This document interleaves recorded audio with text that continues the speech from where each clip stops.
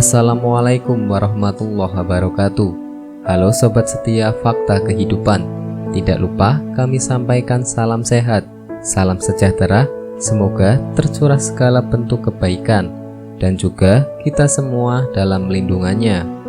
Seperti biasa, kita akan berbagi kisah dari yang unik, menarik sampai bikin nangis. Mari kita simak kisahnya.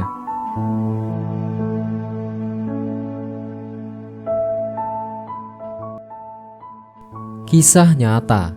Setelah melihat sandal istrinya, suami yang pemarah ini pun menyadari kesalahannya. Sepatutnya bagi seorang suami untuk memberikan perhatian kepada istrinya, karena di balik kekurangannya terdapat kelebihan yang pantas untuk disyukuri. Seperti halnya dalam sebuah kisah berikut ini, di mana sang suami yang pemarah baru menyesali perbuatannya setelah melihat sandal istrinya. Berikut kisah yang menjadikan kita pribadi yang lebih bersyukur dan menghargai pasangan hidup. Suatu sore, rasa lapar yang sudah terasa sejak pulang dari kantor mendadak hilang.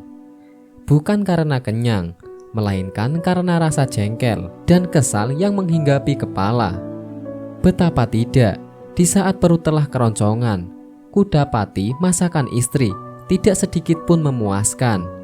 Sayur sop yang kuharap bisa dinikmati, disantap bersama nasi justru begitu manis, layaknya kolak pisang.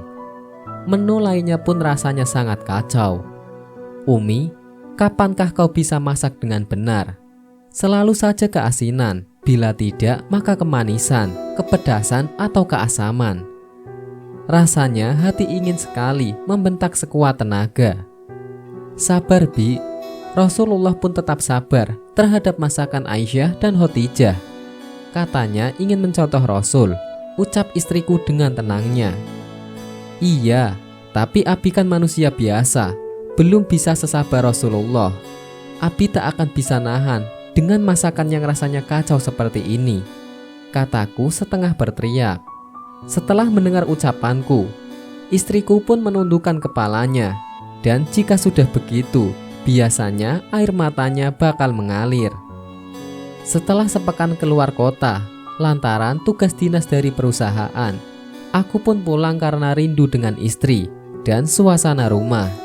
Namun apa yang kudapati justru sebaliknya. Rumah yang dibayangkan bisa menjadi tempat istirahat yang nyaman, justru malah membuatku pusing kepala. Bayangkan saja bagaimana rumah tersebut laksana kapal pecah, di mana menumpuk pakaian yang belum disetrika, piring kotor berserakan, dan cucian ember yang baunya nggak ketulungan, lantaran sudah direndam namun belum juga dicuci. Melihat kenyataan tersebut, aku pun hanya bisa mengurut dada sembari mengucap istighfar. Setelah kutemui istriku di kamarnya, aku pun berusaha meluapkan rasa kesalku. Umi, bagaimana Abi tidak kesal jika keadaan rumah begitu berantakan tak terurus, ucapku. Istri yang soleha itu gak hanya ikut pengajian saja, namun juga bisa mengurus rumah dengan baik. Ternyata belum usai ku bicara, istriku langsung menangis. Kusadari memang wanita begitu mudah menangis, namun aku berusaha untuk menenangkannya. Sudah diam Mi, gak boleh cengeng. Katanya ingin jadi istri soleha. Istri soleha gak boleh cengeng, bujuku sembari melihat air matanya yang sudah mengalir ke pipi. Bagaimana Umi tidak menangis? Baru pulang sudah ngomel. Rumah ini memang gak keurus, lantaran Umi tidak mampu mengerjakan apapun. Jangankan untuk bekerja, berjalan saja Umi susah. Belum lagi rasa mual dan muntah, sehingga badan ini tidak bertenaga, ucapnya sembari menangis. Abi memang belum merasakan bagaimana gak enaknya mual dan pusing karena hamil muda, tambahnya. Beberapa hari kemudian, istriku mulai pulih dari rasa mual akibat hamil muda dan memintaku untuk mengantarnya ke pengajian. Bi, siang ini antar Umi ke pengajian ya, pintanya. Aduh gak bisa, Abi sibuk sekali hari ini. Pergi sendiri saja ya. Ya sudah, Umi naik bus saja. Semoga tidak pingsan di jalan. Loh, kok berkata begitu? Iya, kondisi Umi sedang hamil muda, sangat rentan jika harus mencium bau mesin. Belum lagi kondisi jalan bus yang penuh dengan sesak dan panas yang menyengat. Tapi mudah-mudahan sih nggak kenapa-napa, tuturnya.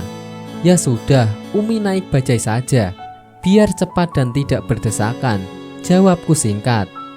Ternyata pertemuan dengan klien di kantor diundur pekan mendatang sehingga jadwalku kosong. Kuputuskan memanfaatkan waktu tersebut untuk menjemput istriku di pengajian. Entah kenapa aku begitu rindu dengan sosoknya, meski menjengkelkanku selama ini. Saat motorku sudah sampai di halaman pengajian, kudapati banyak sepatu yang berjajar. Pertanda pengajian masih belum selesai. Kuperhatikan semua, sepatu yang ada begitu indah dan terlihat mahal. Wanita memang suka yang indah-indah, sampai sepatu pun lucu-lucu, ucapku dalam batin. Namun pandanganku langsung terhenti ketika melihat sepasang sandal jepit di antara sepatu-sepatu yang bagus tersebut. Oh, bukankah itu sandal jepit istriku? Tanya hatiku. Segera ku ambil sandal tersebut yang sudah kumal lantaran sering dipakai. Tak sadar, air mataku pun menetes karena perih dalam batin. Baru ku sadari, ternyata aku tak pernah sedikit pun memperhatikan kondisi istriku. Bahkan ia mengenakan sandal kumal pun aku tak tahu. Padahal teman-temannya sudah mengenakan sepatu yang bagus-bagus. Maka ketika pintu pengajian itu terbuka dan sejumlah muslimah keluar hendak pulang, kudapati istriku dengan segera karena penampilannya yang berbeda dibandingkan dengan wanita lain lantaran mengenakan pakaian yang berwarna gelap dan sudah lusuh warnanya di antara wanita lain yang mengenakan baju berwarna cerah. Aku pun menyadari bahwa selama ini tidak pernah membelikannya baju sepotong pun. Aku terlalu sibuk menilai kekurangannya, padahal istriku pun memiliki kelebihan yang tak mampu dilakukan wanita manapun. Rasanya aku tak pantas menjadi seorang suami karena terlalu sibuk mengurus orang lain. Sementara istriku tak sedikit pun keurus. Padahal Rasul mengatakan bahwa yang terbaik di antara umatnya adalah yang paling baik terhadap keluarga. Sementara aku justru sering mengomel dan menuntut istri di luar kemampuannya. Sungguh aku benar-benar menjadi suami yang zalim. Aku lantas memanggil istriku yang sibuk mencari sandalnya, dan terlihat ia begitu senang melihatku yang datang menjemputnya. Wajahnya pun begitu girang, dan baru kali ini aku melihatnya dalam kondisi tersebut. Sungguh aku menyesal mengapa tidak sejak dulu menjemputnya dari pengajian. Ketika esok harinya, ku belikan istriku sepatu baru, dan benar saja senyum bahagianya tampak mengembang sembari berkata, "Alhamdulillah." Hatiku pun begitu terenyuh melihat tingkah polanya yang sangat gembira. Rasa sesal benar-benar menyerang hatiku yang tak pernah bersyukur memiliki seorang istri yang sangat zuhud. Mulai detik ini, aku pun akan berusaha untuk lebih memperhatikan kebutuhan istriku sebagai bentuk rasa syukur kepada Allah Ta'ala. Semoga para suami yang lain pun bisa memberikan perhatian kepada seorang istri sehingga rumah tangga yang dibangun bisa penuh dengan kasih sayang. Wallahu a'lam bishawab.